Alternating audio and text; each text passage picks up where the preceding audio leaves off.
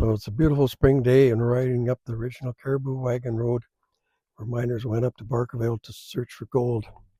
Still a long ways from here. The side of the road is an old building that was torn down 50 to 100 years ago, and the logs laid on the ground.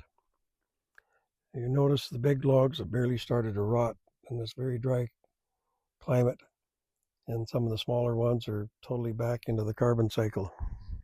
So next we're continuing up the valley towards some beaver dams. This is a flash flood debris pile that was probably 10 meters long and almost a meter high in places.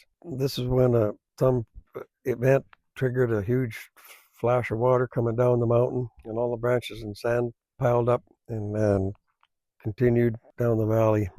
Continue along the path toward the forest edge of the poplars, about a kilometer long poplar grove. Came across a giant asparagus plant going out of the middle of nowhere. This is on the plain where the beavers harvested their trees for the dams in season, and there's probably a couple acres of poplars that have been chewed down and hauled down to the dam through at least 3 long ditches up to 150 meters long that were wet enough for the beavers to drag their wood to the dam in the water instead of cross country.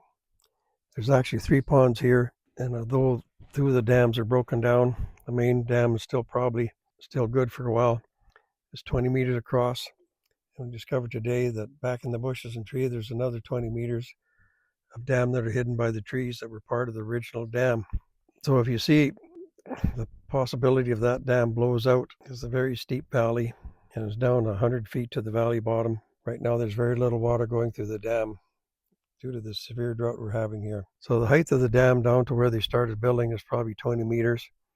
And I guess it took many hundreds or thousands of years to build it up to that height, where it's contributed to maybe 100 acres of nice flat meadowland that was part of the valley before. So we're going up into the bush, farther up towards the mountain, and found another beaver dam site. It's almost perfect level and maybe 2/3 a meter high and 10-15 meters long. All of the wood is completely rotted away, so it's just a long dam made of dirt. I'm guessing it predated this other beaver dam. And then there's some other beaver dam sites farther up the hill a little bit. I hope they decide to reintroduce beavers into this area to keep that dam stable, because if it blows out, it could be devastating for the community down the mountain a little bit. I hope they do that and make the system work again. Here we have a very large tree that was cut down, I would estimate probably 100 years ago. There's some rot happening in the stem, but most of it's still solid right through.